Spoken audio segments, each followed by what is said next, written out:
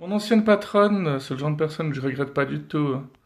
Elle me manque pas du tout, hein. C'est le genre de nana qui disait moi j'ai un bébé, puis mon bébé, les vêtements, je vais les acheter à Londres ou à Paris, parce que je supporterais pas qu'un autre bébé ait les mêmes vêtements dans la rue, hein.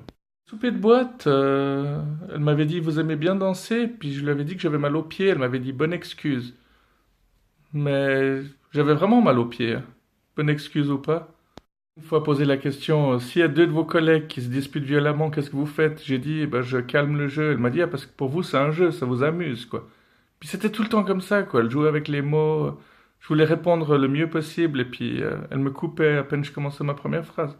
Elle utilisait souvent le mot extraordinaire, hein. Chaque fois que elle voyageait, elle disait, les gens dans ce pays sont extraordinaires, mais l'accueil est d'un chaleureux, on verra jamais ça ici, quoi.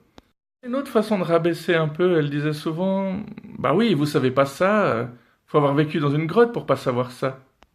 Et c'était pour des détails insignifiants. Un jour, le journal disait qu'il y avait eu un tremblement de terre à Haïti, et puis si on lui disait, mais ils ont pas de chance à Haïti, et puis elle répondait quelque chose du style, mais Haïti, ça fait des années qu'ils sont dans la merde, faut avoir vécu dans une grotte pour pas savoir ça.